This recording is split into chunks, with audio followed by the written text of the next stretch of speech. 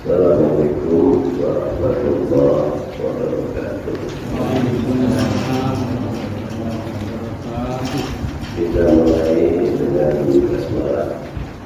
Bismillahirrahmanirrahim. Alhamdulillah. Wassalatu wassalamu ala Rasulillah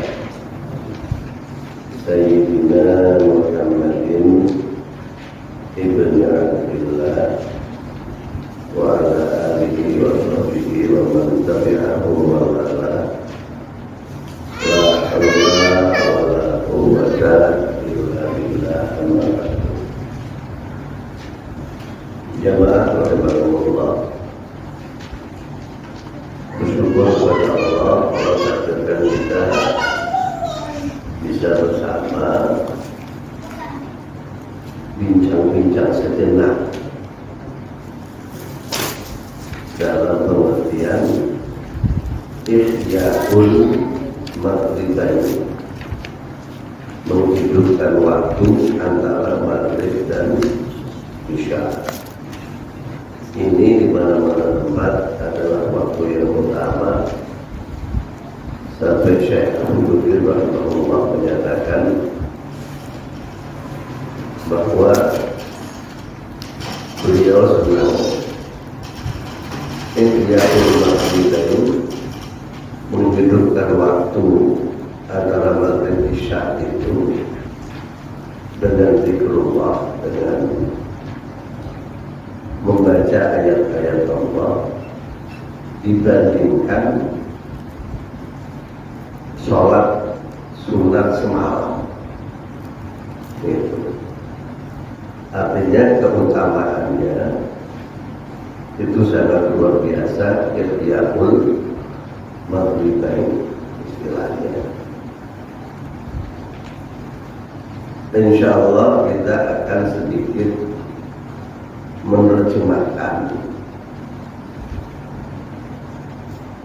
surat An-Nahl ayat yang ke-113. A'udzu billahi minasy syaithanir rajim.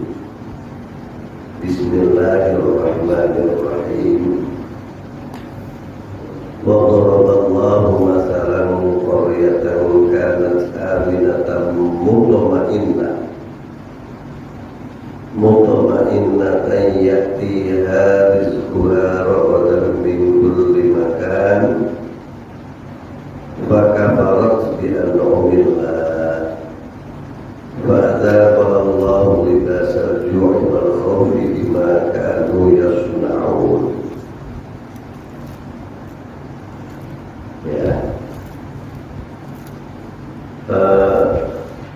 Metode yang dibuat oleh Allah untuk menjelaskan kepada kita agar mudah dipahami.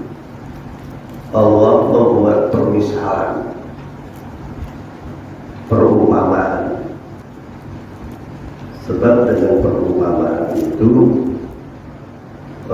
yang diajak bicara akan mudah nangkep. Gitu. Ada banyak uslub, banyak cara yang Allah pergunakan di dalam Al-Quran untuk menjelaskan ilmunya.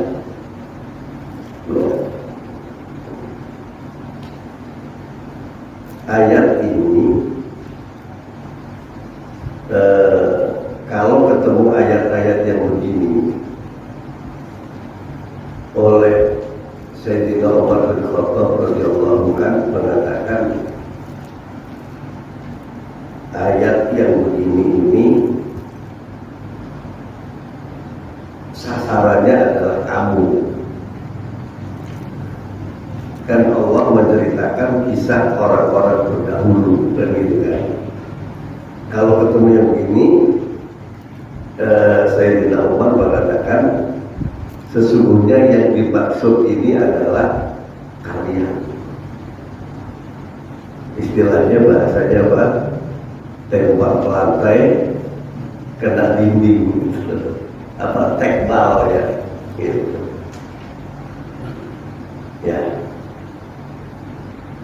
Wa daraballahu mathalan, wa daraba, dan Allah membuat, wa daraba, dan membuat Allah mathalan, perumpamaan. Maksudnya Allah membuat perumpamaan untuk kalian.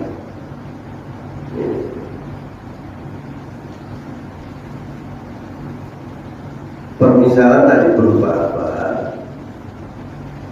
Koryatan, karena masalah ini nasab, ya, maka dibuat koryatan sebagai badalnya.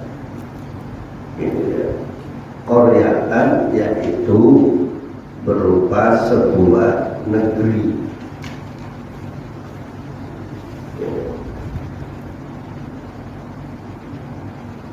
Sebagian mufasir menyebut koryatan negeri ini namanya negeri Intopia. Negeri apa tadi? Intopia.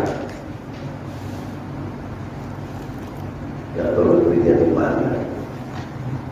Sebagian nggak mau menyebut, ya pokoknya dulu ada sebuah negeri gitu aja.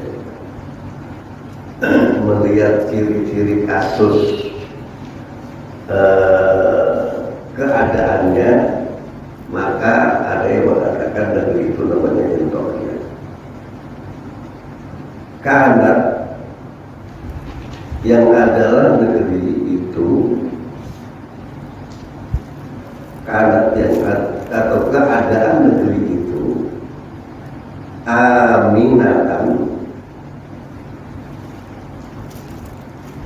dalam keadaan aman.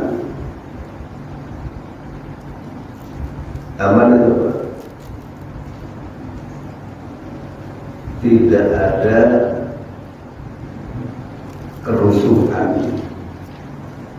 tidak ada pemberontakan, tidak ada pencurian. Istilahnya tidak ada sesuatu yang membuat ketakutan. Aman. Mutma'innatan, dan mutma'innah. Mutma'innah itu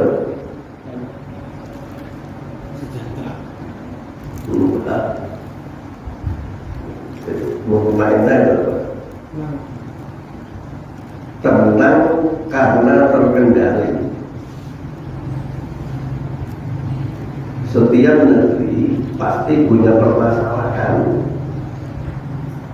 tetapi negeri tadi bisa menjadi tenang karena dikendalikan, terkendali.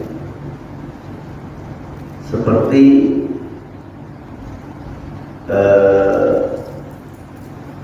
kita naik mobil, di mobil bisa tidur kan kita? Kenapa? Mau enak. Maksudnya bahwa enak gimana? Sopirnya mengendalikannya pas.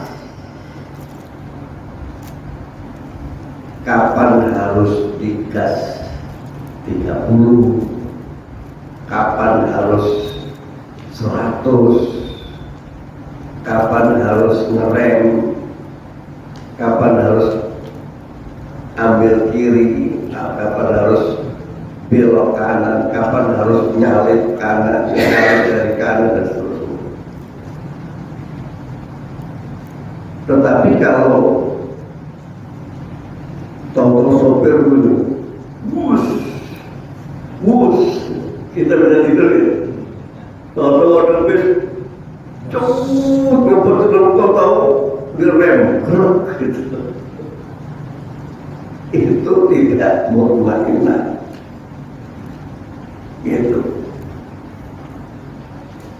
Itu pasti penumpangnya bukan was-was.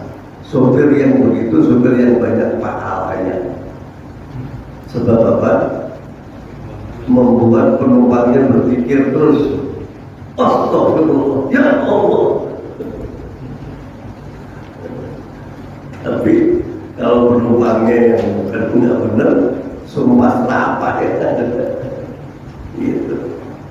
Jadi mutmainnah itu tenang karena dikendalikan, bukan tenang dengan sendirinya. Gitu. Sebab depan sini aja Pak. Sebab yang namanya masyarakat itu pasti ada permasalahan, tetapi permasalahannya bisa dikendalikan. Itu namanya mutmainnah. Jadi aman dan tenang, terkendali. Ini suasana. Adapun kemakmuran, kesejahteraan dan lain sebagainya, itu malah menjadi relatif. Ya kan? Orang bisa menjadi tenang, terkendali walaupun kondisinya miskin. Gitu. Jadi yang penting ada aminatan dan ada mutmainnah. Seperti kita sholat, ya. Sholat itu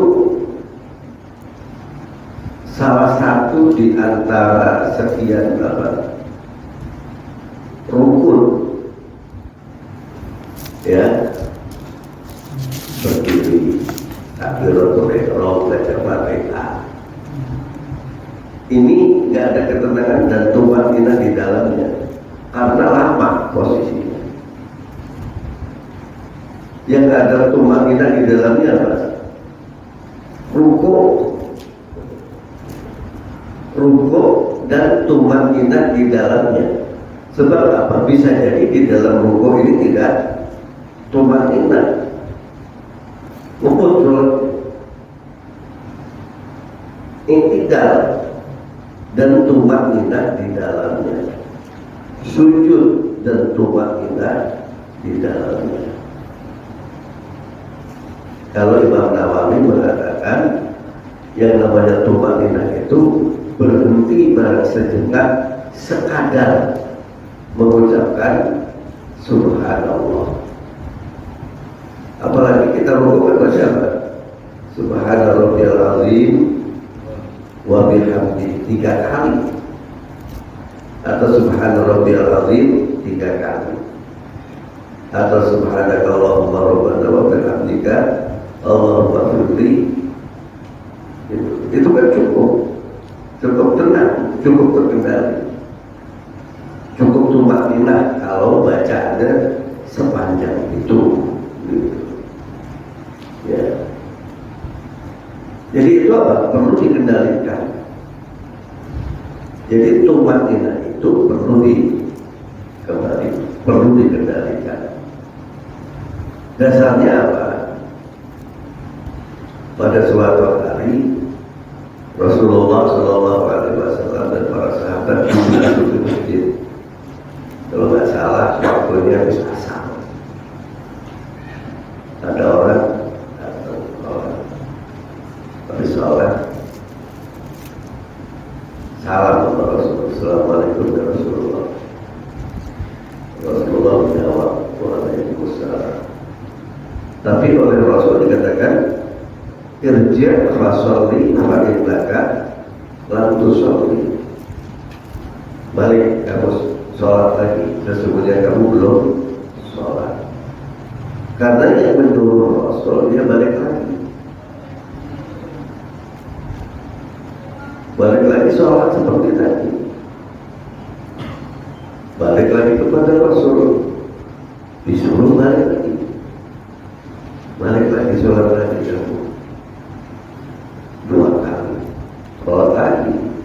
Setelah 3 kali berulang sholat, disuruh balik lagi. Kata Rasul, kata orang tadi apa? Walladzi ba'atsaka bil haqq. Demi Allah yang mengutus engkau dengan sebenarnya ya Rasul. Aku gak bisa sholat yang lebih baik dari itu. Fa'alimni, karena itu ajarilah aku. Baru di Rasul mengatakan, kalau mau sholat sempurnakan wudunya, kemudian berdiri, takbir, dan dibimbing baca yang mudah dari Al-Quran. Kemudian rukuklah kamu hatta tatma'inna raki'an, sehingga kamu tumaninah di dalam rukuk. Kemudian bangkit hatta tadila qa'iman, sehingga kamu tetap tegak berdiri. Atau hatta ya'uda kullu faqarin makana. Ada beberapa redaksi. Sujud sumajud hatta tatma'inna sajidan. Sujudlah kamu sehingga kamu tumaninah di dalam sujud. Artinya ini kan bisa dikendalikan. Jadi tumaninah itu tenang karena dikendalikan. Jadi suasana masyarakat negeri itu aman dan suasana tenang karena terkendali. Gitu. Udah begitu, yakiha datang ke negeri itu, maksudnya penduduknya. Yakiha datang ke penduduk negeri itu, rizquha kebutuhan pokoknya,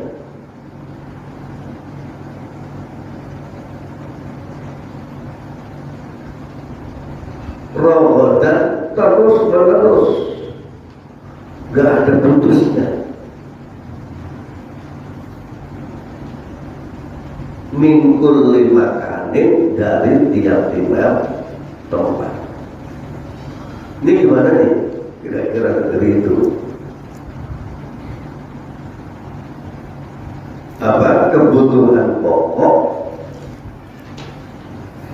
ya datang terus menerus dari setiap tempat. Padi, berarti padi, singkong, habis singkong, kacang, habis kacang, kelapa, pisang, dan sebagainya. Pokoknya dari berbagai macam tempat, dari setiap tempat ada sarana pemenuhan kebutuhan pokok. Istilahnya kalau apa? Dulu 4 sehat 5 sempurna. Kalau sekarang apa? Enggak, istilah sekarang bukan 4 sehat yang sempurna. Gizi yang apa? Berimbang itu. Ya pokoknya kita orang tua istilahnya 4 sehat 5 sempurna. Kalorinya ada, apa? Buah-buahnya ada, seratnya ada, terakhir yang membuat sempurna apa? Susu. Minumannya susu. Ya, dari setiap tempat. Jadi rizquha kebutuhan pokok itu dicukupi dari berbagai macam tempat.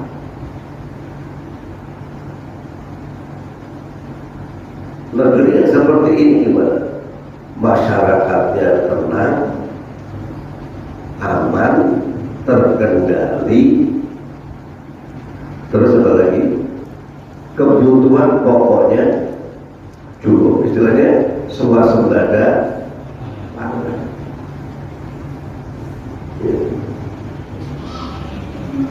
Kenapa?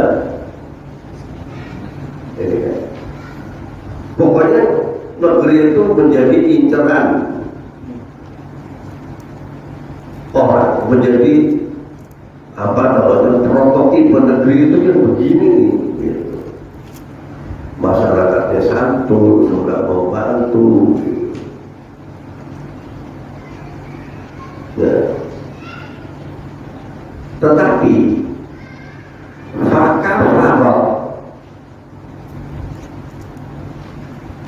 tetapi atau lalu, kalau lalu itu apa? Lalu sama kemudian itu bedanya apa?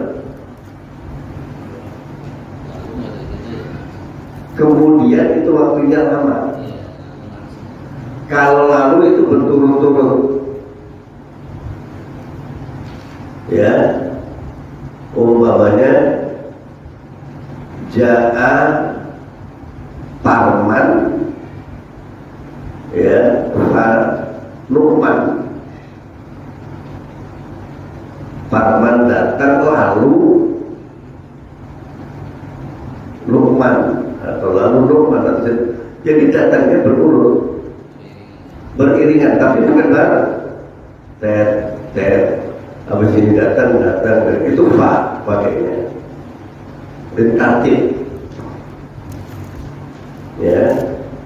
Kalau summa itu lintas butuh waktu lama, ada jeda. Maka farok lalu mereka mengkufuri. Maka farok lalu mengkufuri. Ya, negeri itu mengkufuri. Yang dimaksud negeri itu siapa? Penduduknya. Kalau tadi coba istilah terkendali, itu ada yang mengendalikan apa enggak? Ada terkendali, ada yang mengendalikan.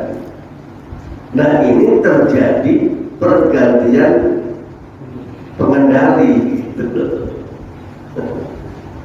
Lalu begitu ya. Enggak, saya itu. Ini berpikirnya jangan berpikir Quran itu internasional, dengan berpikir ini lokal.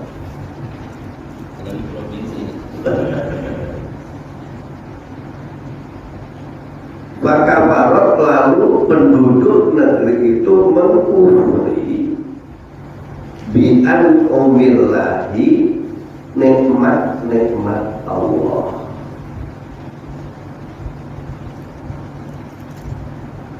Gitu. Bukan cuma nikmat Allah yang dikufuri, tetapi nikmat-nikmat Allah. Dulu yang begitu udah bagus-bagus terkendali diganti. Dulu yang begini sudah bagus dirubah. Perubahan, mestinya perubahan itu ke arah yang lebih baik. Mungkin negeri itu yang dimaksud di Quran ini, negeri itu membuat perubahan tetapi ke arah yang malah membuat kisruh.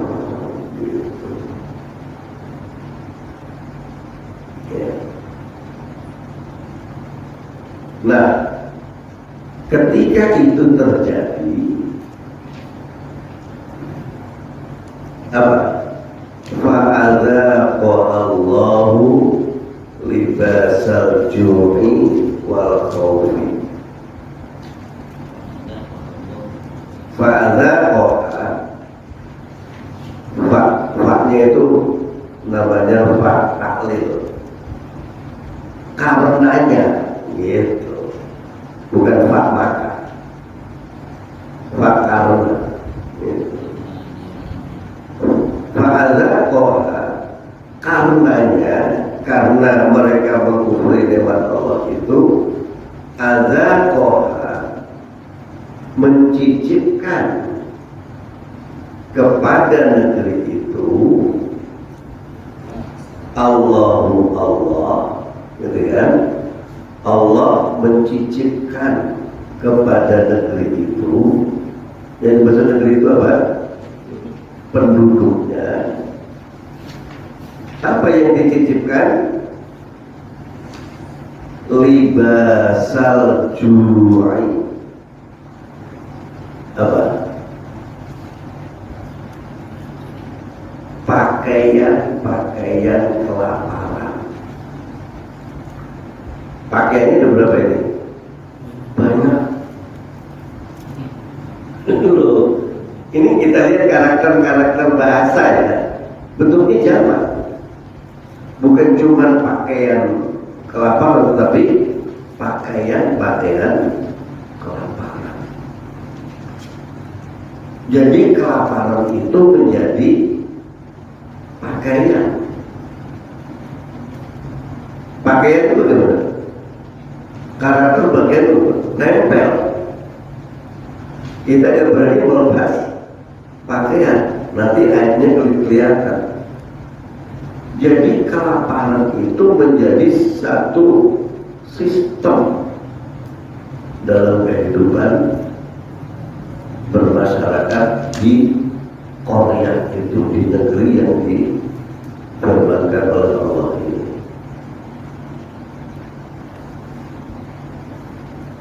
Jadi bukan cuma kelaparan, tetapi pakaian kelaparan. Jadi kelaparan itu sudah menjadi pakaian.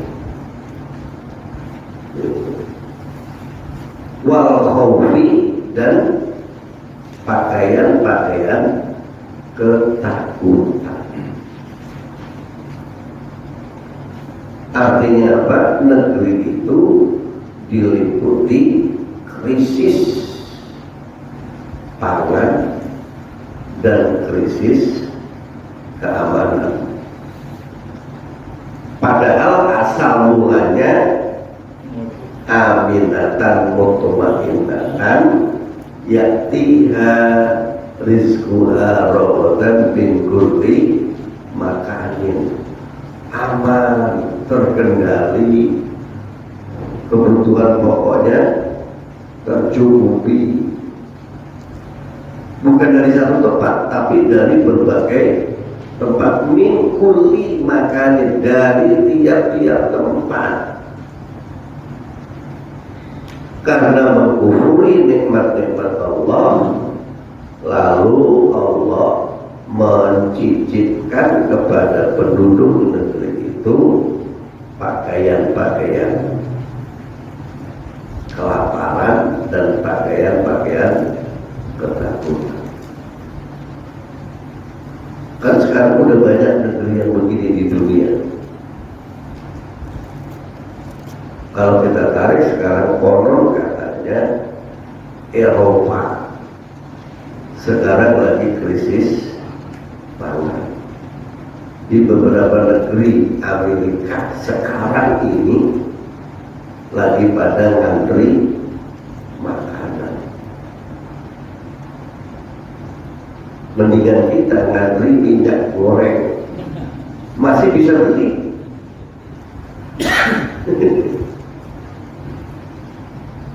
Iya kan? Masih bisa beli. Di sebagian negara Amerika sekarang ini antri jatah makanan. Di Eropa juga lagi menuju ke sana. Kan begitu kan kabar-kabar yang kita terima. Dan itu beritanya valid karena sumbernya banyak. Gitu. Nah kalau begitu kan, sistem keamanan dan sistem keterkendalian masyarakat itu harus diciptakan. Jadi tumanina itu bukan ada dengan sendirinya, harus direkayasa. Gitu. Kalau sholat kan pengennya kan wow, pengen cepet-cepet aja kan. Tapi ketika kita tadi ternyata kita diberitakan tumanina, akhirnya kita baca rukuk minimal 3 kali. Kalau menurut Ibnu Mas'ud radhiyallahu anhu, ketika melihat Khalifah Umar bin Abdul Aziz sholat, Dia mengatakan, saya melihat anak muda ini, jadi maksud adalah Umar bin Abdul Aziz, sholatnya mirip dengan Rasulullah Shallallahu Alaihi Wasallam, yaitu ketika rukuk dan sujud kadarnya kurang lebih 10 kali tasbih.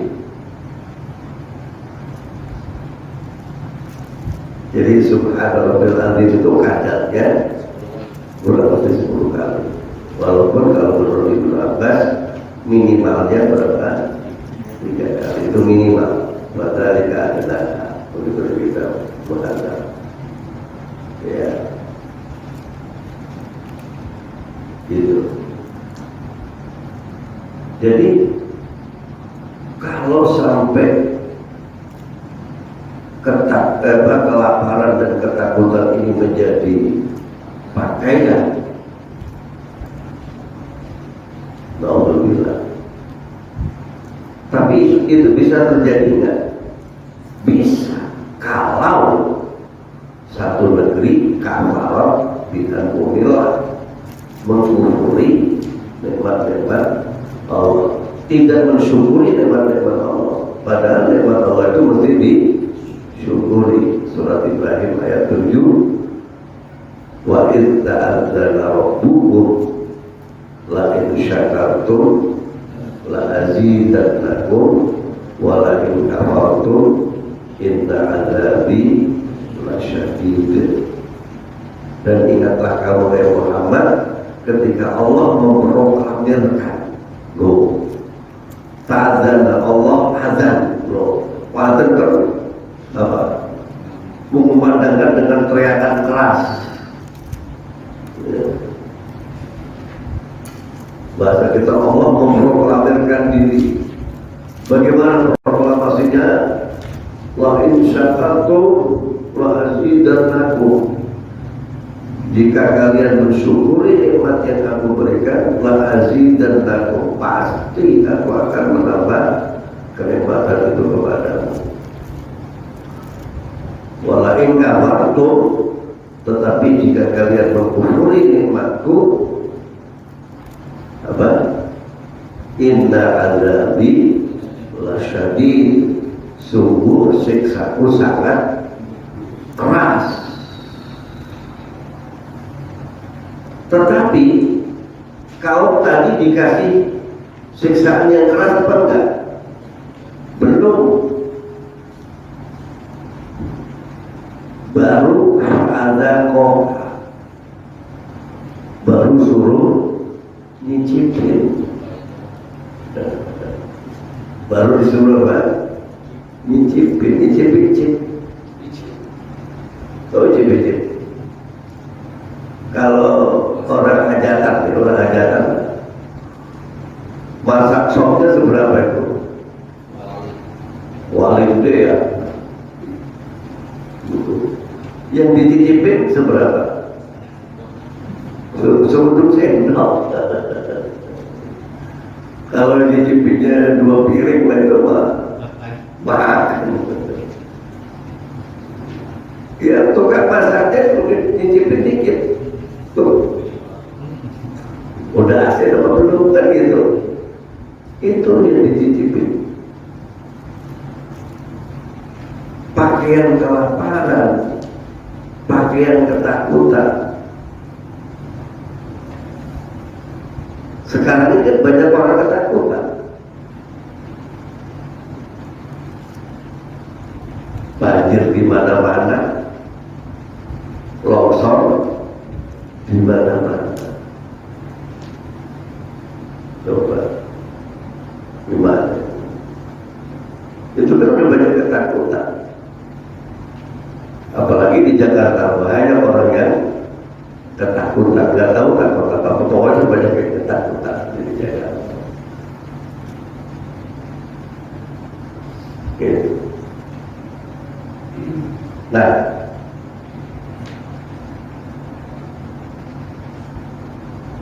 nyicipin kok sampai sedemikian. Tsunami yang menelan korban 400.000 orang yang tercatat itu.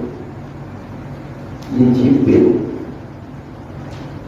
terus di Palu kemarin likuifaksi Pak, jalanan gerak itu kok nyicipin, gunung meletus itu nyicipin. Kenapa? Ya, karena siksa yang besar itu nanti di akhirat. Gitu. Jadi itu, ini baru apa, adabil adna, siksa yang ringan, dunal adabil akbar, sebelum adab yang besar. Gitu. Tujuannya apa? Disuruh nyicipin. Kalau kurang asin tambahin asin, tambahin garam. Kalau keasinan ditambahin air. Gitu. Tujuannya apa? La'allahu yarji'un, agar mereka mau kembali kepada Allah. Tapi kadang-kadang manusia sombong sih. Udah apa, bencana sedemikian besarnya, sampai apa, katakanlah sebut aja COVID yang sebegitu mendunianya. Kita yang di Indonesia aja belum ada pernyataan verbal dari pemerintah bahwa ini adalah teguran dari Allah. Kalau baru bilang Allah ya, ini teguran dari Tuhan, yuk kita pada bertaubat kepadanya. Belum pernah ada ya.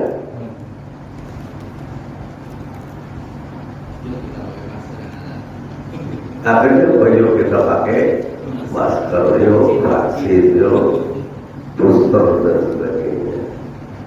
Itu kan cuma ikhtiar. Ikhtiar bagaimana? Boleh,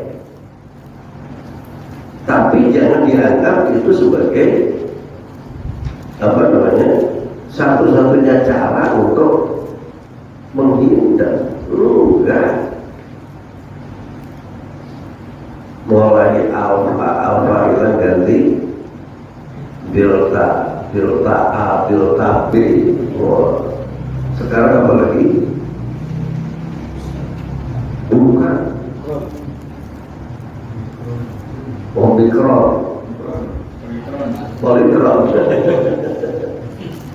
Iya. Omikron A lah, Omikron B lah, B45 lah.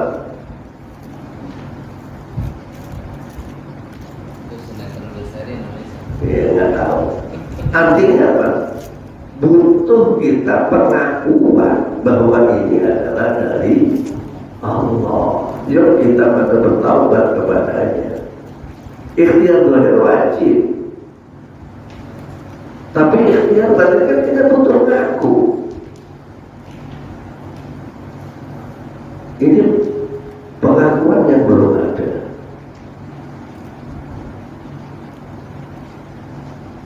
Datengin vaksin lagi, datengin itu lagi. Itu ikhtiar zahir, boleh gitu, tapi ikhtiar batinnya doa, iya doa, tapi kan harus ada pengakuan bahwa ini adalah teguran dari Allah, teguran dari Tuhan yang Maha Esa. Gitu. Faktanya apa? Berbagai macam cara dilakukan, tetap aja ada. Itu artinya apa? Di luar kekuasaan kita. Nah, kalau sudah di luar kekuasaan kita, kenapa kita nggak ngaku?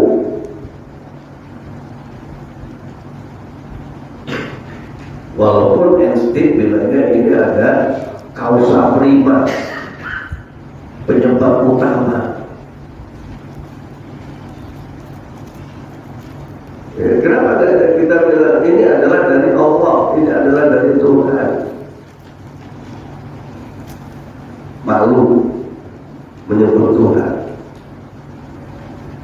Ya. Jadi banyak sekali ketakutan dan kelaparan yang dialami oleh negeri. Nah, Allah hanya membuat contoh satu negeri. Qaryatan itu satu negeri. Buat sampel. Dulu ada satu negeri yang aman, penduduknya aman, suasananya aman, penduduknya semuanya terkendali. Suruh ini ikut, suruh itu ikut. Tetapi kemudian ada kebijakan, ya, lalu membuat penduduk negeri tadi kufur kepada nikmat-nikmat Allah. Ya. Akhirnya apa? Allah merasakan kepada mereka, mencicipkan kepada mereka pakaian kelaparan dan pakaian.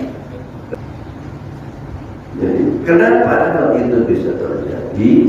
Kenapa Allah memakaikan, mencicipkan kepada penduduk negeri tadi pakaian kelaparan dan pakaian ketakutan? Bima kanu yasma'un, bima sebab sesuatu, kanu yang adalah mereka, yasma'un. Apa yasma'un? Apa artinya yasma'un? Apa?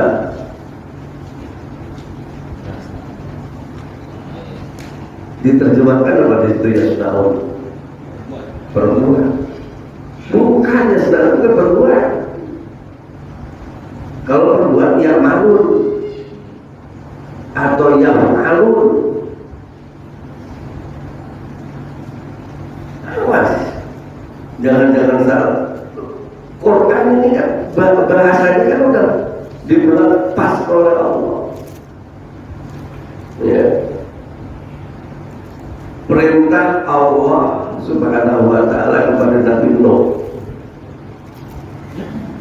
apa? Buatlah perahu dengan pengawasanku. Bilangnya apa?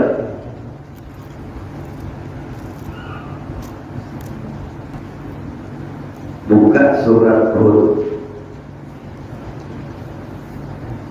ayat 37 27.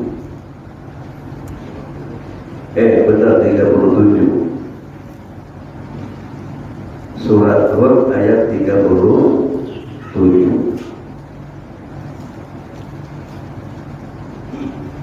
Coba lihat apa perintah Allah.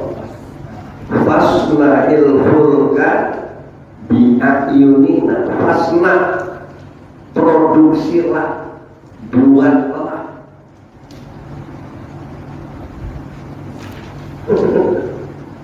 Yang kalian produksi, yang kalian buat, bukan perbuat.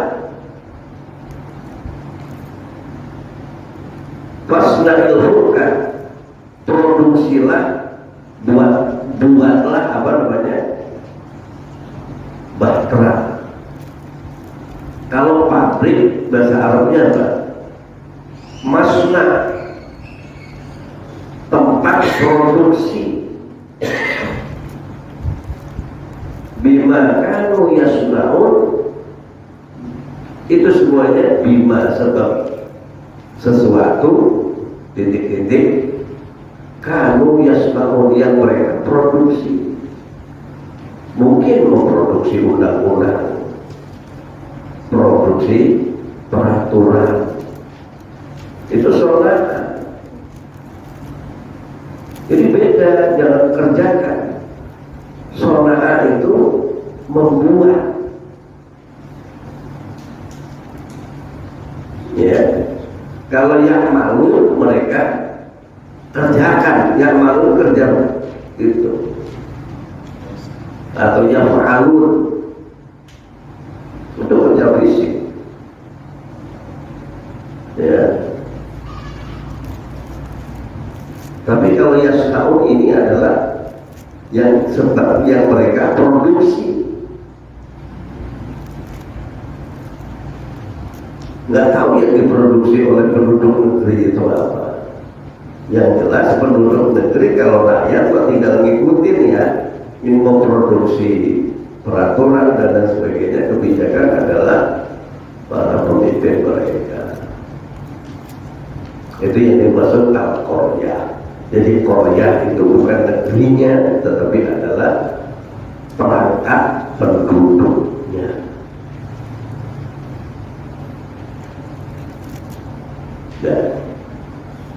Nah sekarang tinggal kita lihat di negeri-negeri yang asalnya aman dan penduduknya terkendali, kemudian dirubah oleh Allah posisinya menjadi kelaparan dan ketakutan. Pertanyaan, apakah mereka mengkufuri nikmat-nikmat Allah karena produk-produk mereka? Itu. Kalau memang iya, ya jangan salahkan Allah. Wong semuanya itu terjadi atas ketentuan Allah. Itu.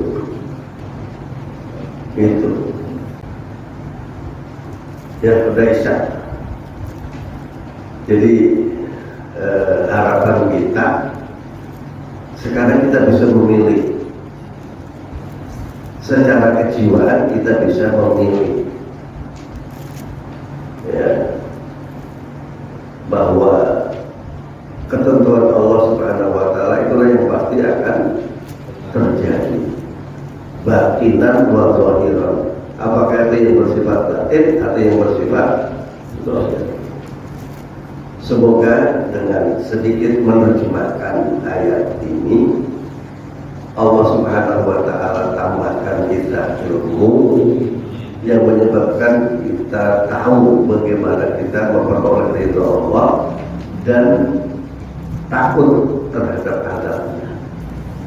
Dan Allah memberikan pemahaman kepada kita, sehingga dengan pemahaman itu kita dianugerahi oleh Allah kemampuan untuk memilih jalan yang menuju kepada kebahagiaan dan meninggalkan hal-hal yang akan membawa kepada kemadaratan, kecelakaan bagi kita baik di dunia maupun di akhirat. Ya, sallallahu alaihi Muhammad. Akhiri dengan kafaratul majlis. Subhanallah wa bihamdihi, asyhadu an la ilaha illa anta, astaghfiruka wa atubu ilaik. Subhana rabbika rabbil izzati amma yasifun wa salamun 'alal mursalin.